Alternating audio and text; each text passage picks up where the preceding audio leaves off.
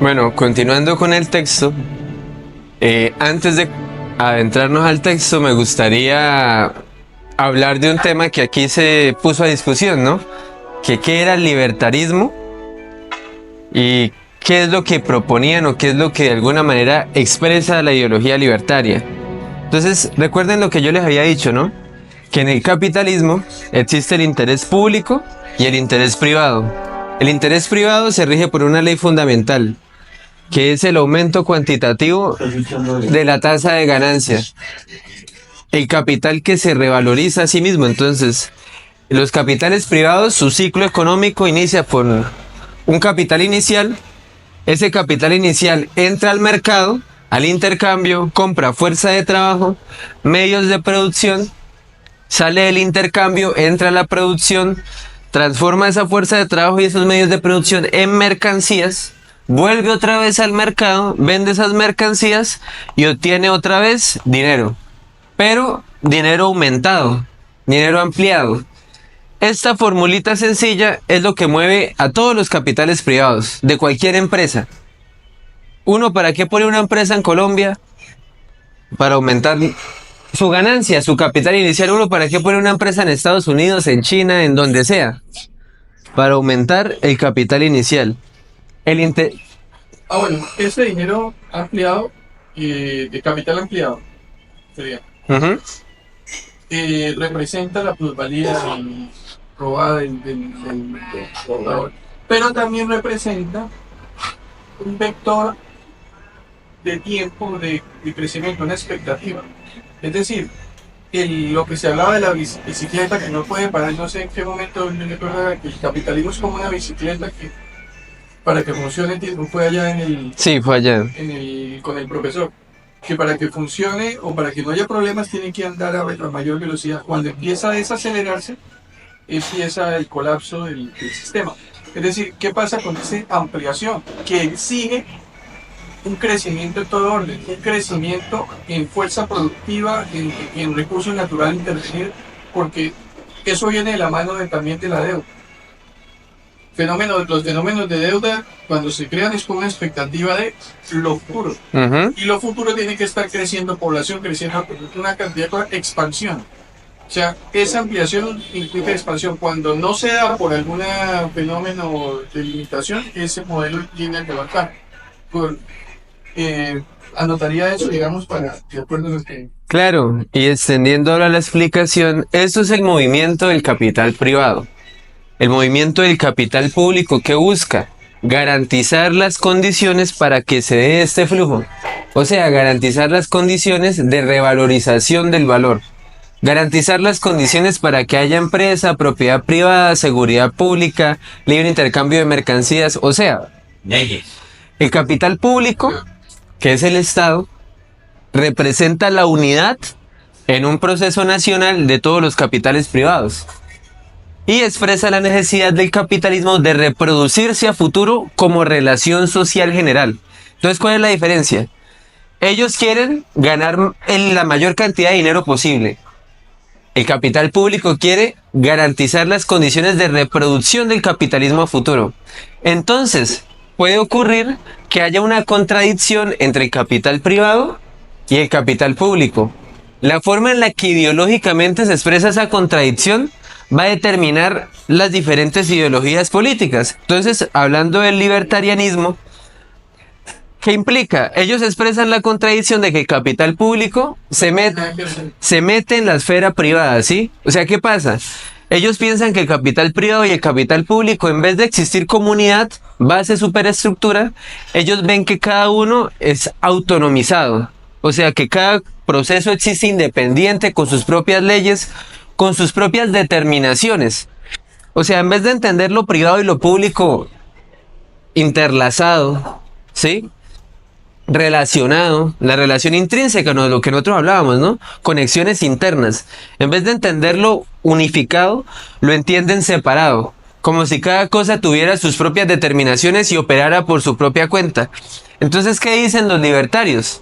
Los libertarios dicen que el capital privado en sí mismo contiene el progreso, contiene la libertad, contiene el desarrollo, y que todos los momentos en los que hay un fallo en este proceso son culpa de que el capital público, ellos lo ven como Estado totalmente contrario al capitalismo, ¿no? Que lo público interviene y frena lo privado.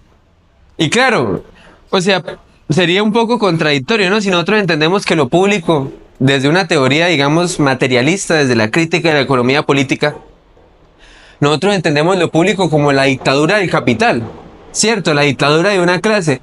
Entonces, ¿por qué nosotros miraríamos que en lo público, por ejemplo, desde la Superintendencia de Industria y Comercio, hay sanciones a privados? ¿O por qué desde lo público se legitima y legaliza una protesta o una huelga que va en contra de los intereses privados? ¿Sí? O sea, ¿por qué en los países modernos hay expresiones de lo público que parecieran, en apariencia, ir contra los intereses privados? Claro, porque como el capital privado lo único que busca es revalorizarse, esa revalorización sin control, ¿qué podría implicar? Por ejemplo, piensen que ustedes tienen una fábrica, ¿no? Y ustedes quieren aumentar la tasa de ganancia. Supongan que entonces ustedes le imponen a sus trabajadores jornadas de 16 horas, como en el pasado. Esas jornadas de 16 horas minimizan y afectan los atributos productivos. Imagínense estar trabajando 16 horas. La persona va a estar cansada, con sueño, enferma. O sea, sus atributos productivos, sus capacidades productivas se van a ver disminuidas. Como el capital público quiere garantizar la reproducción del capitalismo, ¿qué implica? Que yo a futuro necesito trabajadores sanos, fuertes y que puedan consumir, ¿sí? Para garantizar que el capitalismo siga existiendo. Entonces, como yo necesito en lo público garantizar que los trabajadores al día siguiente vayan a la empresa, entonces nos damos cuenta cómo desde el Estado se presenta una limitación legal a la explotación de lo privado a los trabajadores. Y esa limitación legal, ¿cómo se manifiesta? En el derecho laboral. El derecho laboral entiende esta desigualdad, defiende de alguna manera, ¿no? Teóricamente, al trabajador, pero expresa esa necesidad de lo público de garantizar el capitalismo a futuro. Lo mismo pasa con todas estas medidas del capitalismo verde, todas estas medidas del Pacto de París, de esta transición mineroenergética impulsada por los países. ¿Qué implica eso? Claro, los estados se están dando cuenta que el modo de producción capitalista, guiado por el simple lucro individual, está dañando la tierra, está dañando la humanidad, está dañando los recursos, o sea, está impidiendo asegurar un capitalismo futuro. Por eso todas estas medidas de transición mineroenergética, de capital verde, de control de alguna manera a las empresas, etcétera, es el mismo capitalismo que está garantizando su reproducción a futuro. Como el mismo capitalismo entiende que hay capitales privados que su lógica y funcionamiento afectan la garantía de que haya una reproducción a futuro, entra y mutila esos capitales privados. El ejemplo más claro que pasó aquí fue en Colombia. Las medidas políticas de Duque estaban beneficiando de manera muy descarada a los capitales privados. De manera muy descarada. ¿Qué vino a hacer Petro? Vino a regular eso, garantizando las condiciones de reproducción del capitalismo colombiano. La ley 100 de Uribe. Por eso nosotros vemos cómo en la actualidad la economía en términos macro le está yendo muy bien. ¿Por qué? Porque la lógica del capital público es reproducir el capitalismo. O sea, el capitalismo en general. Los capitales privados no les importa que el otro gane plata. Porque es que antes no tenía rostro humano. Exacto. Yo sé que hay cuento de la rentabilidad social y lo público. Es que, ¿qué pasa? Por ejemplo, la educación pública siempre va a ser una necesidad en el capitalismo. ¿Por qué? Porque si solo existieran universidades privadas, los trabajadores, la clase social que va a trabajar, va a ocupar el trabajo enajenado, no tendría formación técnica, tecnológica ni profesional. Entonces a los hijos de los ricos les tocaría asumir esa carga laboral. Como no quieren asumir esa carga laboral, entonces siempre en lo público va a existir esa oferta para garantizar que haya trabajadores cualificados y capacitados. Pero uno también ve cómo se expresa ideológicamente en lo público la educación. A uno en el sector privado le enseñan a ser jefe. A uno en el sector público le enseñan a obedecer órdenes, seguir horarios, ser trabajador. Ambos tienen el enfoque de formar profesionales. Pero de una vez, ideológicamente ya están con la división social del trabajo. ¿Quién va a ser el trabajador y quién va a ser el gerente? Pero desde lo público siempre va a estar la necesidad de la educación privada, de la educación pública, de la salud pública, porque yo necesito trabajadores sanos. Claro, eso con muchos matices. En Colombia vemos cómo de alguna manera el capital privado sigue primando sobre una reproducción de un capitalismo industrializado. Pero porque este capital público lo único que busca es reproducir la forma concreta nacional que existe. Entonces, si la forma concreta nacional que existe es una forma rentista, improductiva, de transferencia de valor, porque aquí vemos que hay capitales que producen valor con este movimiento y capitales que son de alguna manera enriquecidos por la transferencia de valor. Por ejemplo, la bolsa de valores. ¿Sí? Capitales financieros que no producen mercancías en el sentido de producir cosas, ¿sí? Sino que les transfieren valor. ¿Dónde queda el interés general predomina sobre el interés particular? Eso Marx lo plantea en la ideología alemana. ¿Y él qué dice? Junto a Engels, ¿no? El interés general es el interés de las relaciones de producción. O sea, este interés. Es que partamos de la base que hay una inversión, hay un problema de orden ideológico donde la falsedad está en que nos igualan a todos los seres humanos. No somos iguales. O sea, somos iguales biológicamente, pero a partir de la posición de clase no somos iguales. O sea, y asumimos un rol, como dice Andrés. Entonces, lo mismo que diga que un hombre un voto, que el hijo de Ardila Lules tiene el mismo derecho que el hijo de cualquier parroquiano de acá al lado, eso es una falsedad desde el punto de vista del funcionamiento del sistema. Pero entonces, cuando se habla de general desde el punto de vista capitalista, es una igualdad de seres humanos como individuos iguales sin importar su ubicación en el modo de producción, dónde está ubicado a nivel de clases sociales. Y en este modo de producción, el interés general es el interés del capitalismo en general. Y la clase dominante que es la que ¿Sí? En general. De los dominadores. Porque, por ejemplo, el interés privado, entre la misma clase burguesa, hay contradicciones. Hay competencia,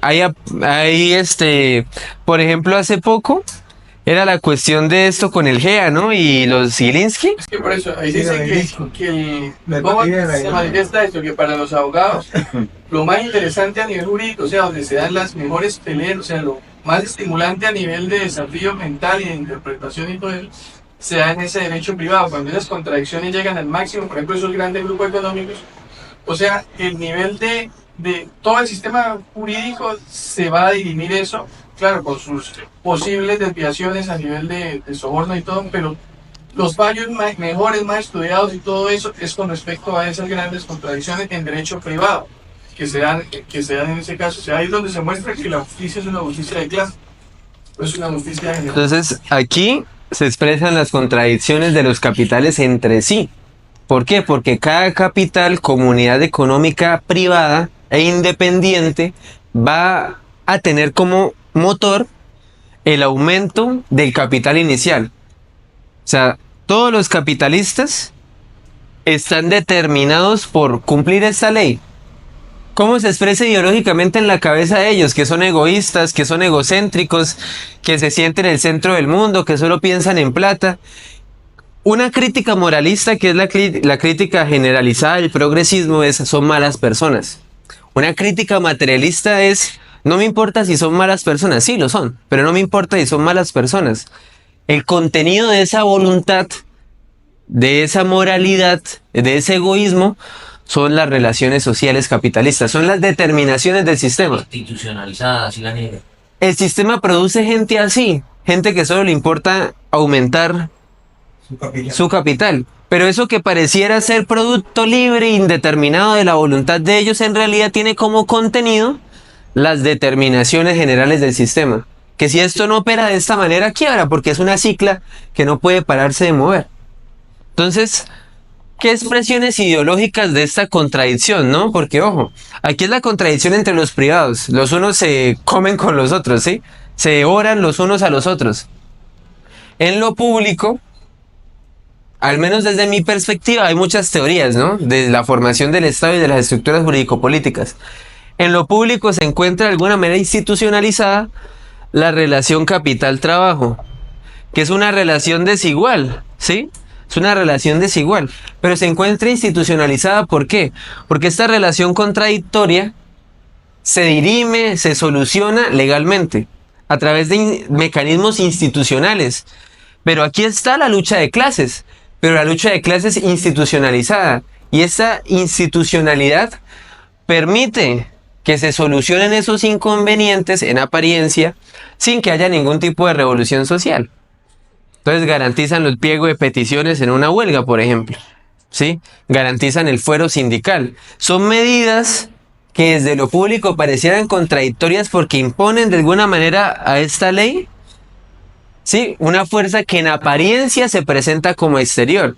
Entonces esa apariencia, que es de alguna manera la apariencia dominante, pero es una apariencia, se expresa ideológicamente. Entonces, como ellos ven lo público y lo privado como cosas diferentes, el libertarianismo ¿qué pretende? ¿Sí? Pretende primar el interés privado, la maquinaria productiva, lo que crea empleo, lo que crea riqueza, en apariencia, frente a lo público que pone impuestos, que limita la iniciativa privada, que roba, que es corrupto. Entonces el discurso les queda muy sencillo. Ellos parten de separar el mercado de lo público y culpan, o sea, ellos dicen que aquí en Latinoamérica no hay capitalismo. ¿Por qué? Porque ellos asumen que mientras haya el Estado, nunca va a haber libre mercado. Entonces la solución de ellos, ¿cuál es? Ellos plantean la problemática del capital como la problemática de lo público, metiendo sus narices en el capital privado. Y ellos plantean la solución a esa problemática de lo privado siendo libre. Y lo mismo ocurre en sentido contrario con el progresismo y la socialdemocracia. Plantea que lo público también es autónomo y que debe someter a lo privado y al mercado, entendiendo al mercado y a lo privado como una herramienta que lo público puede utilizar. Ambas interpretaciones parten de un problema, que es entender lo público y lo privado como entes autónomos entre sí, como con leyes propias, ¿sí? Como si lo público se comportara en sí mismo, separado de la base productiva, y como si la base productiva se comportara en sí misma, separada de las estructuras jurídico-políticas. Lo uno no existe sin lo otro, y por eso el análisis dialéctico es tan poderoso, pero al mismo tiempo tan complejo, porque entiende la unidad de ambos procesos, como momentos diferentes de lo mismo. Una de las formas más evidentes o sea, donde se manifiesta es en las llamadas puertas giratorias. Que las puertas giratorias, eso hasta en el gran capital, en las metrópolis, en Estados Unidos, en Europa, etcétera, es donde esos funcionarios o de otrora gobierno o gerentes pasan a privado y luego pasan a público y pasan a privado, pasan a público, y cada vez que dan un salto de eso siempre están actuando en función del privado. O sea, si pasaron al rol público y eso se evidencia que era gerente, no ven que pasó al público, luego vuelve a la gerencia de otra cosa, siempre sus medidas son en función del capital privado. Es que esa contradicción de público-privado, esa contradicción hay que entenderla bajo sus formas concretas en cada país. Porque, por ejemplo, lo público en Estados Unidos sancionó a Sarmiento Angulo sin ningún asco, ¿sí? Sin ningún reparo lo sancionó. Pues de alguna manera con una multa, pero lo sancionó. Mientras que aquí vemos cómo lo público lo esconde, lo amasija, ¿sí? Lo legitima. Entonces es entender que dependiendo en la división internacional del trabajo, la forma de Estado, por ejemplo, si la economía es productiva, industrializada, manufacturera, pues vamos a ver un Estado mucho más fuerte, mucho más sólido, que sí aplica de alguna manera un control a esos capitales privados para garantizar la reproducción del capitalismo a futuro. Si tratamos de coger lo público, lo privado y lo comparamos con el sistema chino y ruso, allá funciona tal cual, a diferencia de que ya tenemos una economía donde defiende el nacionalismo. Pues una de las cosas en ese análisis no es qué dicen los chinos y los rusos de lo que son y qué realmente son, ¿sí? Por ejemplo, los chinos plantean que su economía socialista es una economía donde prima el sector público, el Estado y las cooperativas. Pero la iniciativa privada se permite, se legitima, se financia y se promueve. La iniciativa privada como un factor del desarrollo de las fuerzas productivas. Ellos entienden lo que yo les decía, como lo público dominando y sometiendo al mercado. O sea, como si el mercado fuera un instrumento para el desarrollo de ellos como nación. La base real de eso, ¿qué es? Es un capitalismo, claro. Produce mercancías, sigue funcionando la ley de revalorización del valor, sigue existiendo trabajo asalariado y enajenado. O sea, la base productiva sigue siendo la capitalista, pero dirimida y controlada desde un órgano central. Mientras los capitales privados en la sociedad occidental compiten entre sí, que existe lo que Marx llama anarquía de la producción, en China ocurre algo contrario, que si hay una planificación centralizada que controla, guía los procesos de cada capital privado. Por eso es un capitalismo muy superior. De Estado. Sí, al final es un capitalismo de Estado, pero es muy superior al capitalismo, por ejemplo, estadounidense, donde el Estado no guía a los capitales privados, sino que el capital privado guía la política pública. O sea, que el capital privado instrumentaliza al Estado. Pues no lo instrumentaliza en el sentido, porque ahí sería, digamos, entender a ambos como diferentes y que el uno es la herramienta del otro. El uno es la forma en la que se expresa el otro. Bueno, diferiría, no es tan atrasado el capital de Estados Unidos o el capital en Inglaterra. O sea, esas formas supuestamente anárquicas tienen también su regularización, su planeación, y ellos tienen también sus ciclos. Por ejemplo, el ciclo de Trump va a ser un ciclo que ellos mismos están desarrollando en la lucha interna de poder por el manejo del imperio y del capitalismo como modo de producción, o de la supremacía en ese modo de producción. Ellos toman decisiones también de acumulación, momentos de acumulación, momentos de regularización o de regulación. Entonces, es decir, habría que comparar efectivamente para nosotros cercanos a todo lo que es un proyecto liberador, emancipador, al socialismo, etcétera, mucho más allá del socialismo, pues nos simpatiza, digamos, que China o que otro modelo alternativo, en teoría, entre comillas alternativo, tenga éxito, o sea mejor. Hay que evaluarlo parámetro a parámetro, en muchos casos se puede evidenciar, sin embargo no se puede subestimar el poder destructivo, el poder organizativo, destructivo para nosotros, pero organizativo, que tiene el capitalismo anglosajón como eje dominante. Eso que plantea el compañero es muy cierto, y esos ciclos se pueden ver, por ejemplo, en la Segunda Guerra Mundial, ¿no? El keynesianismo era de alguna manera, desde lo central del Estado, controlar la productividad de lo privado en materia armamentística, en materia de seguridad social, etcétera, etcétera. Y el neoliberalismo es la respuesta a ese ciclo, ¿no? Entonces ya es la primacía del capital privado. Y vemos cómo ese ciclo va cambiando de izquierda a derecha. Porque, ojo, la izquierda y la derecha institucionalizada lo que hacen es expresar los intereses de las dos formas del capital. La derecha, ¿qué expresa? El interés del capital privado y de cierta medida el capital público en el ámbito nacional. La izquierda, ¿qué expresa? El interés del capital público y en cierta medida un interés internacionalista. Sí. ¿Cierto? Pero entonces vemos que ambas expresiones son expresiones del capital. Pero entonces miren lo de alguna manera superior de la dialéctica y de la crítica materialista, ¿no? Sí. Porque vemos cómo la izquierda y la derecha nos presentan ambas posturas con sus razones, ¿no? Entonces la derecha dice el mercado debe existir desregulado del Estado y que su desregulación fomenta el crecimiento, el bienestar y que en sí mismo se regula y se controla.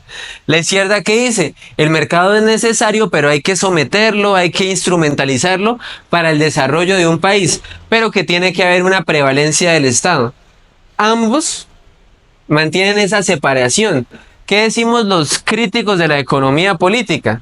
¿Qué decimos los dialécticos, los materialistas? Bueno, nosotros planteamos que existe en comunidad. La base productiva determina la superestructura jurídico-política. No existe la una independizada de la otra. Existen en una relación dialéctica. Como existen en una relación dialéctica, así hay que entender el fenómeno del Estado, entendiendo que la determinación fundante del Estado es la base económica, o más bien, para ser exactos, la base productiva. Entonces, ahora sí volvemos con la cuestión de la ideología alemana, entendiendo esto. Totalmente al contrario de lo que ocurre en la filosofía alemana, que desciende del cielo sobre la tierra, aquí se asciende de la tierra al cielo. ¿Qué quiere decir eso? ¿Qué entienden ustedes por esa frasecita? Totalmente al contrario de lo que ocurre en la filosofía alemana, que desciende del cielo sobre la tierra, aquí se asciende de la tierra al cielo. Materialismo Los jóvenes el materialismo frente al idealismo. claro, Que Algo así. la ideología alemana traía las cosas como de caída del cielo. caída del cielo. Y no, y ahí te decía, o sea, de los jóvenes, Puede ser mamá caída del saxo. de que ellos era únicamente, su pensamiento era abstracto, idealista. O sea, solamente en la parte de ideas, pero en la práctica absolutamente nada. Ujú. Y entonces acá lo dice directamente, en la práctica vamos directamente al cielo, ¿no? A la parte abstracta. La diferencia fundamental es que el uno asume que las categorías son el inicio del conocimiento y el otro que las categorías son el resultado del proceso de investigación. Entonces, por ejemplo, ¿no? ¿Cómo opera de alguna manera la filosofía idealista? Supongan que vamos a estudiar una fruta. Esto está mal dibujado, pero pensemos que es una banana, ¿sí? No, Una banana bien horrible, bueno. ¿Cómo operaría la filosofía idealista? Ellos, ¿qué inician haciendo? Ellos no parten de la banana real, sino del concepto, ¿cierto? Entonces van abstrayendo de la banana todas sus características específicas, todas sus determinaciones, todas sus potencias. Se abstraen de todo esto y dejan la categoría fruta, ¿cierto? Entonces, ¿qué es lo que pretenden? Que con esa categoría vacía, porque la fruta es una categoría vacía de toda forma concreta. Fruta. ¿Fruta como categoría existe? Fruta. Piensen en fruta. ¿Qué determinación tiene fruta? Se habla como un término general, amplio, o sea, no lo particulariza. ¿Entiendes? Claro, entonces lo que hace de alguna manera es partir de los objetos reales, pero presentarle la forma conceptual y la forma más abstracta, o sea, la forma más universal, que es la fruta. ¿Cuál es el problema? Que de fruta, como categoría abstracta, ¿por qué es abstracta? Porque es indeterminada. No estoy diciendo ni manzana, ni pera, ni banano, no, estoy diciendo fruta. Como es abstracta, entonces la pregunta que se hace Marx es, bueno, yo de esta categoría, que es una categoría pura, porque es pura categoría, fruta no existe en la realidad. En la realidad existen manzanas, peras, bananos, pero fruta no. Fruta es una categoría mental, es una construcción abstracta, ¿cierto? Entonces, cuando yo tengo fruta, yo de fruta, ¿cómo puedo llegar, digamos, a concluir un banano, o una manzana, o una pera? Esto no contiene ninguna determinación. Yo de esta categoría no puedo luego construir la forma concreta y real. Pero es muy distinto si yo parto de la forma concreta y real y abstrayéndome de todas sus características, determinaciones, llego a fruta. De la tierra puedo llegar al cielo, pero del cielo, cuando yo intento llegar a la tierra, llego es de manera abstracta y mediante las categorías. Entonces, ¿cuál es la costumbre generalmente cuando uno inicia un proceso de conocimiento en la ciencia moderna, incluso todavía aún hoy?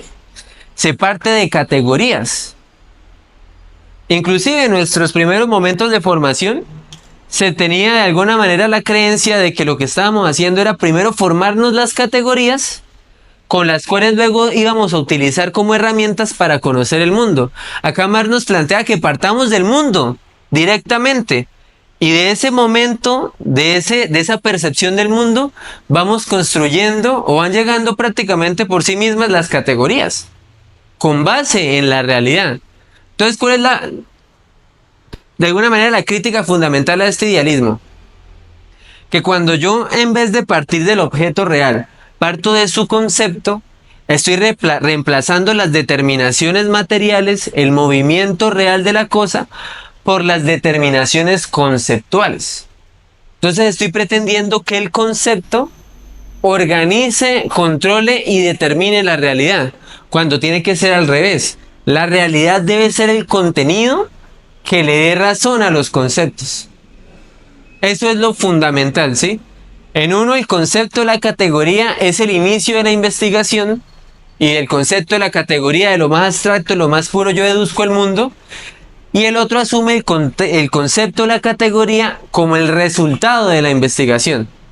En el uno lo asume a priorísticamente, como muy bien señalaba el profesor Diego, y en el otro es un resultado de todo el análisis, síntesis y todo el proceso dialéctico. Es decir, no se parte de lo que los hombres dicen, se presentan o se imaginan, ni tampoco del hombre predicado, pensado, representado o imaginado, para llegar, arrancando de aquí, al hombre de carne y hueso. Se parte del hombre que realmente actúa, y, arrancando de su proceso de vida real, se expone también el desarrollo de los reflejos ideológicos y de los ecos de este proceso de vida. También las formaciones nebulosas que se condensan en el cerebro de los hombres son sublimaciones necesarias de su proceso material de vida, proceso empíricamente registrable y ligado a condiciones materiales. Aquí poniéndolo en contexto, bueno, el libertarianismo, los libertarios, son una expresión del proceso material de vida, son una expresión de que el capital público está en contradicción con el capital privado. Esa contradicción se presenta ideológicamente como, el capital público no nos deja progresar, pone muchos impuestos, aquí no se puede hacer empresa. Cantidad de cosas que uno le ha escuchado a mucha gente de Colombia, ¿sí o no? Que dicen, no, que aquí el Estado no fomenta el crecimiento económico, le pone muchos impuestos a las empresas. ¿Eso qué hace? Pues facilitar la ideología libertaria. ¿Por qué? Porque es la expresión de que sí, el capital público por sí mismo es perfecto, productivo, genera empleo, y el problema es el capital privado, ¿no? Por sí mismo es genial, garantiza el empleo, la productividad, y el problema es lo público, que mete sus narices, me regula, me controla, me pone impuestos. O sea, esa formación ideológica es sublimación del proceso material de vida. O sea, la base de la ideología es la forma enajenada en que se da la existencia. Y en el caso de Argentina, esa contradicción ya se está viendo, ¿no? O sea, el capital privado mandando, por así decirlo, y eso genera las contradicciones que pueden volver otra vez al... Exacto. Inclusive, aquí es al revés, ¿no? Allá, lo público, ¿no? Se estaba la noción de corrupción, la noción de que, mejor dicho, ellos pretendían la igualdad social, el bienestar social, pero era quebrando a todo el mundo. Aquí ocurrió al revés. Veíamos cómo los privados estaban robando de manera descarada al Estado, y entonces, ¿qué forma de conciencia fue la que tomó el movimiento social? La conciencia progresista. ¿Cierto? La conciencia socialdemócrata de que no, sí, el Estado debería regular y controlar a los privados.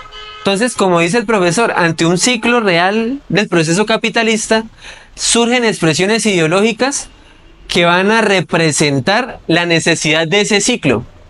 Si la necesidad de ese ciclo es el beneficio privado, sale Milei. Si la necesidad de ese ciclo es la regulación y la reproducción general del capitalismo, sale un Petro. No, disculpe, pero es que, por ejemplo, siempre que llega en cualquier país del mundo un presidente empresario capitalista, siempre llega que las empresas estatales estaban en quiebra por esos gerentes que había nombrado el antiguo socialdemócrata. Lo que pasó cuando Brasil, que el que reemplazó Lula, también salió con el mismo cuento. Pero el día de mañana llegó Lula, que la empresa, el capitalismo privado, y un presidente representante de un capitalismo estaba robando al Estado. Es que esos son ciclos. Un socialdemócrata va a decir que el presidente capitalista empresario estaba robando. Exacto. Las contradicciones. Esos son ciclos del proceso capitalista. Sí. Por ejemplo, Brasil es una expresión muy clara de eso. Lula, Bolsonaro, Lula. O Argentina, ¿no?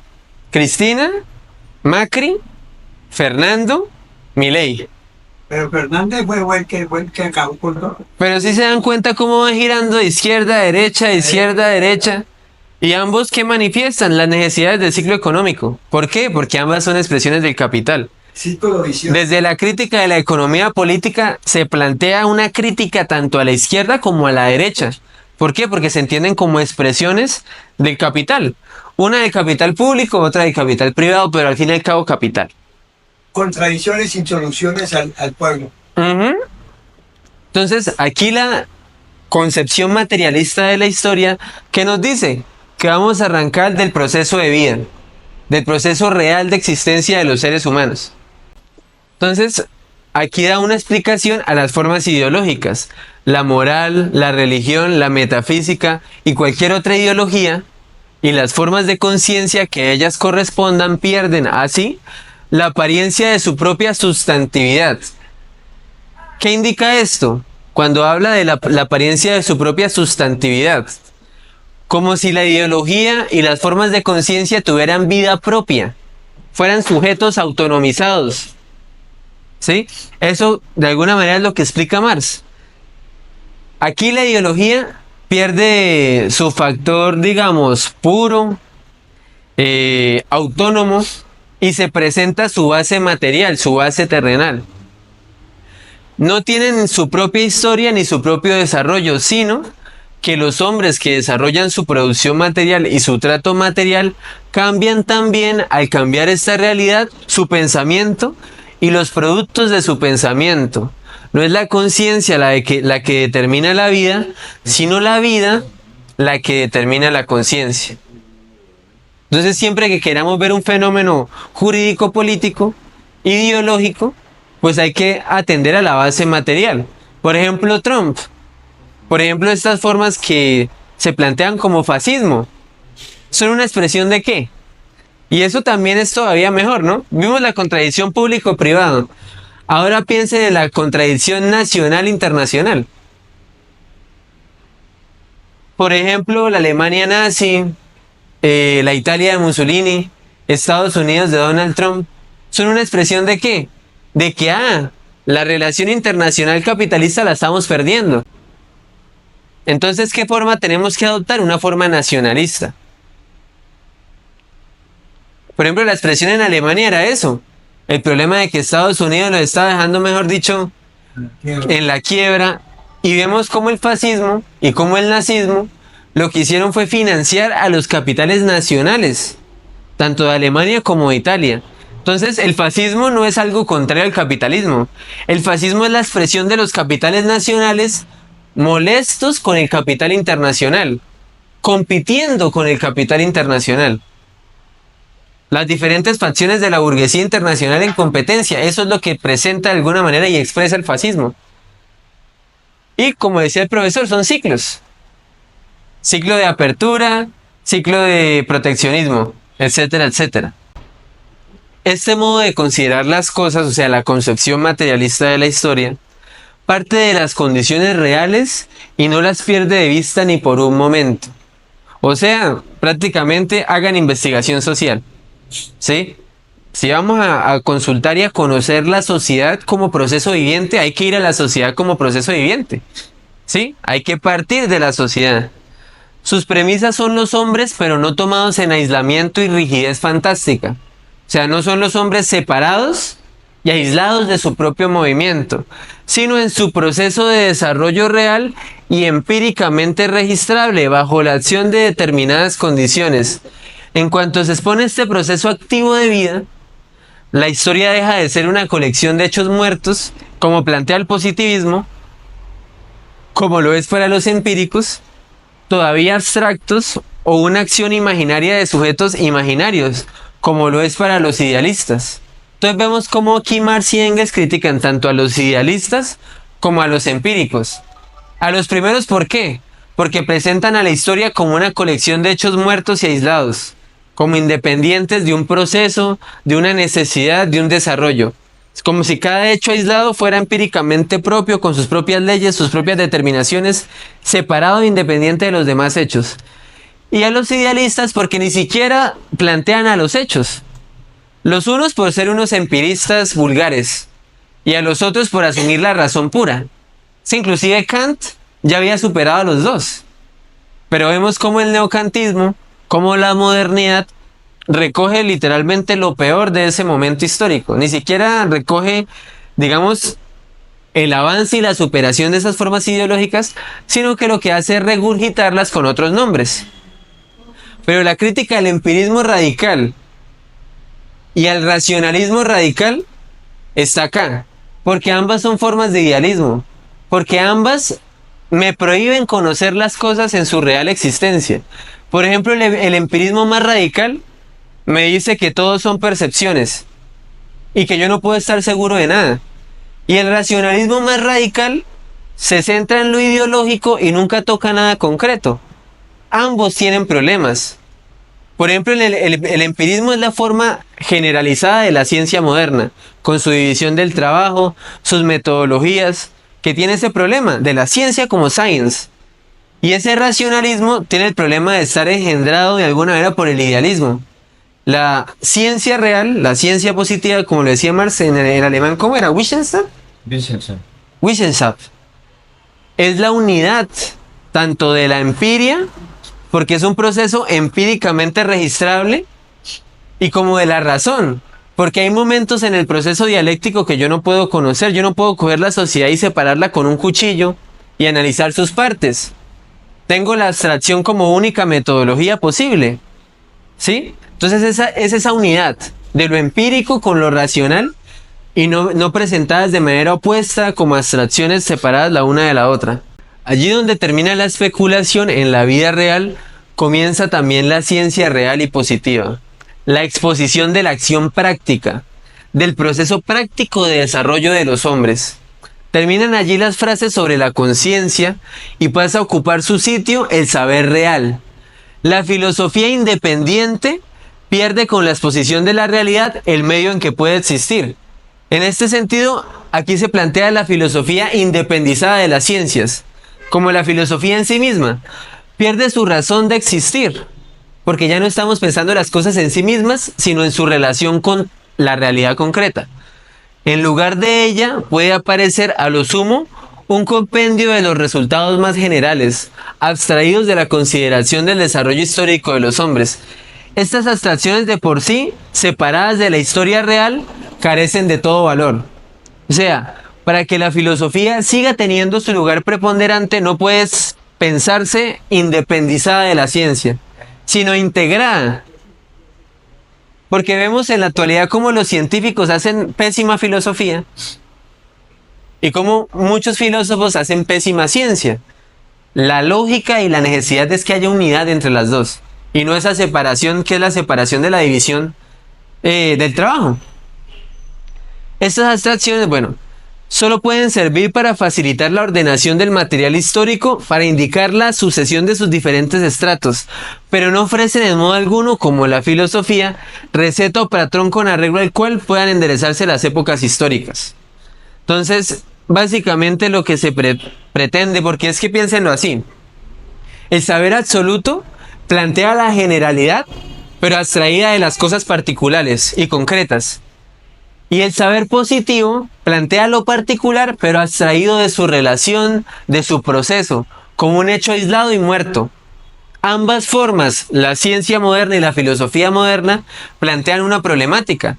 La una porque plantea la generalidad abstraída de todo concreto, y el otro porque plantea la particularidad abstraída de toda relación y de toda generalidad.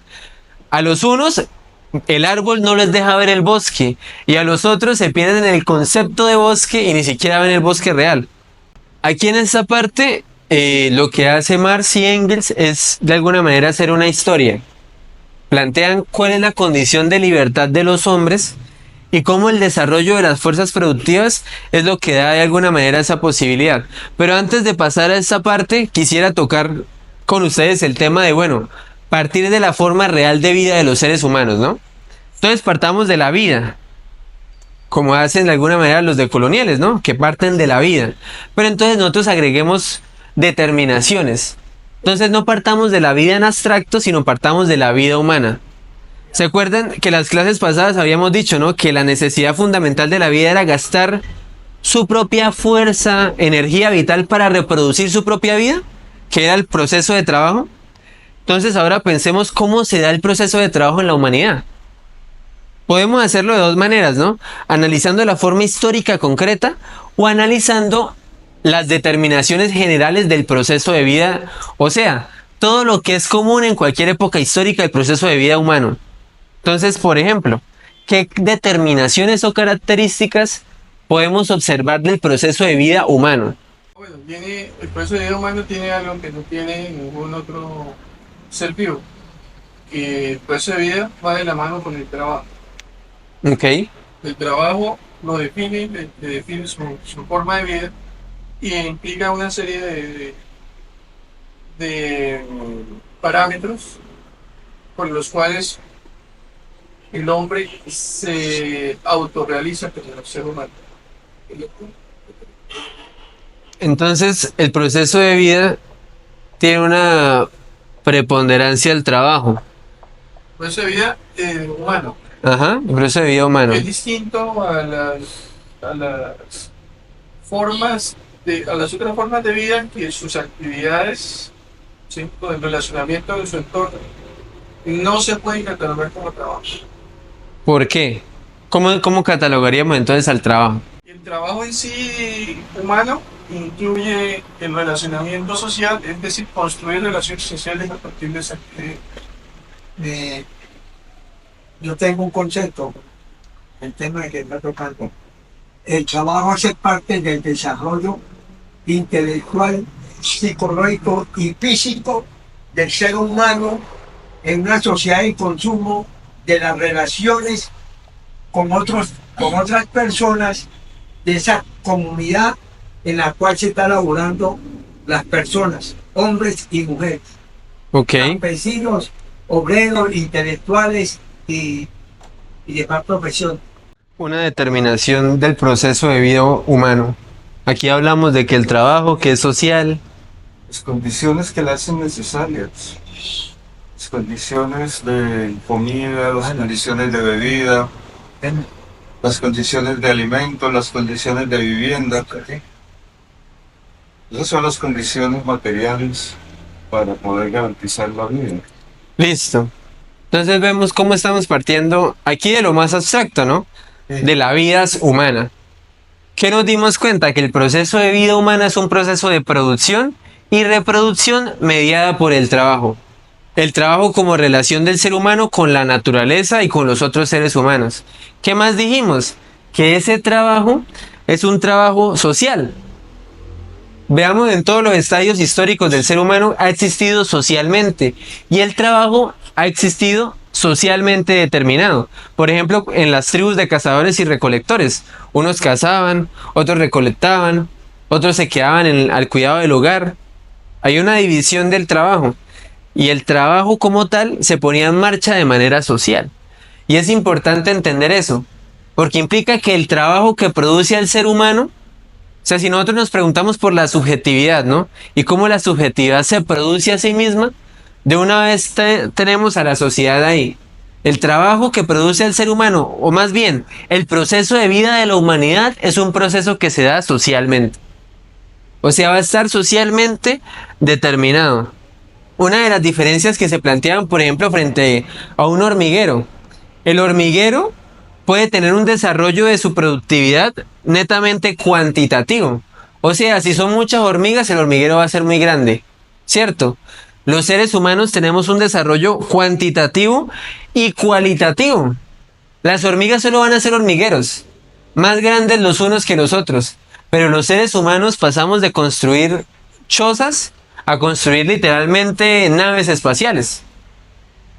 Hay un desarrollo cualitativo en la capacidad de transformar la naturaleza en un medio para nosotros. Y lo que decía Marco, un desarrollo intelectual, claro. Ese proceso de trabajo está mediado por la razón y la conciencia. La razón y la conciencia es la fuerza productiva más poderosa que tiene el ser humano. Todos los demás animales trabajan y producen, pero con una información ya genética, ya preestablecida, con unas determinaciones naturales, ¿sí? La hormiga trabajadora sabe que tiene que ser trabajadora, ya es algo natural. En la humanidad, en cambio, es algo socialmente determinado. O sea, la formación social de una época histórica va a determinar cómo va a estar distribuido ese trabajo social. Entonces, ahora que nosotros entendemos que el trabajo humano, ¿no?, es social, está mediado por la razón, aumento cuantitativo y cualitativo, el lenguaje es fundamental. Ahora miremos cómo está organizado el proceso de vida en la sociedad capitalista. Ya vimos las determinaciones generales del proceso de vida, ¿no?, de la humanidad. Ahora, ¿cuáles son las determinaciones específicas del proceso de vida en la sociedad capitalista? Regula las relaciones de producción. ¿Cómo así? Desarrolla. O sea, que ese trabajo no lo deja ir al libre albedrío, sino que lo planifica y lo organiza de tal manera que obedezca a unos intereses. Ok. Pero, ¿cómo era la pregunta exacta? ¿Cuáles son las determinaciones específicas del modo de organizar la vida en la sociedad capitalista? Ya planteamos las generales, ahora partamos de las específicas. Existen unas necesidades intrínsecamente humanas, como lo que habría que, digamos, definir como lo propone el profe Manuel, que requieren ser satisfechas de alguna manera para que no colapse la vida misma, el modo de producción. Así, siendo ese modo de producción o cualquier otro, requiere garantizar unas necesidades mínimas. También hay unas necesidades creadas o propias de lo que es la subjetividad, que van a ser parte de ese cúmulo de necesidades a satisfacer dentro del modo de producción, dentro del proceso productivo. Una vez se tiene en cuenta que esas necesidades existen, el proceso productivo empieza a desarrollarse para tratar de garantizar que esas necesidades sean satisfechas y que no colapse el propio modelo. El problema es el siguiente, bueno, entonces viene el problema, ¿cómo se va a dar esa producción? Porque está la naturaleza ahí, está el ser humano que puede en su vida cualificarse para poder desarrollar herramientas, bueno, y interactuar con la naturaleza, organizarse entre sí. Pero esa organización va a partir de la base de los medios de cómo está relacionado con los medios de producción. Entonces, el problema en esa determinación de vida del capitalismo está en el relacionamiento de los grupos humanos con los medios de producción. Y es donde salen las clases sociales, o sea, ¿cómo me relaciono? ¿O soy dueño o no soy dueño de los medios de producción? Listo. A partir de ahí, yo ya tengo un rol en la organización del sistema productivo y que es el que va a garantizar la vida misma. Entonces miren nuestro proceso de conocimiento, cómo vamos llegando, ¿no? Partimos de la vida humana. ¿Y qué entendemos? Que el proceso de vida humana es un proceso de producción y reproducción de la vida.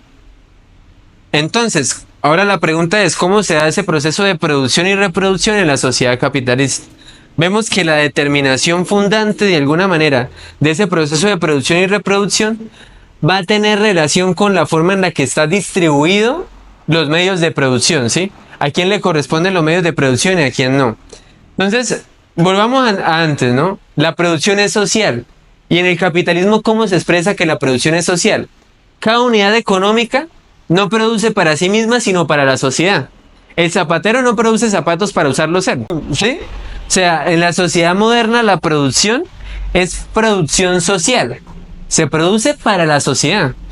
Independientemente de todo, por ejemplo, Jaime y yo no somos abogados, digamos, para ayudar a nuestros familiares y a nuestros amigos, aunque lo hacemos. Somos abogados para ayudar a cualquiera que puede pagarnos. O sea, nuestro trabajo se expresa socialmente. Producimos y somos mano de obra para la sociedad. Y lo mismo, cualquier unidad económica, por ejemplo, Jaime, usted no vende pollos para sus amigos, vende pollos para cualquiera que pueda comprarlos. ¿Sí o no? O sea, su producción es para la sociedad, una producción social.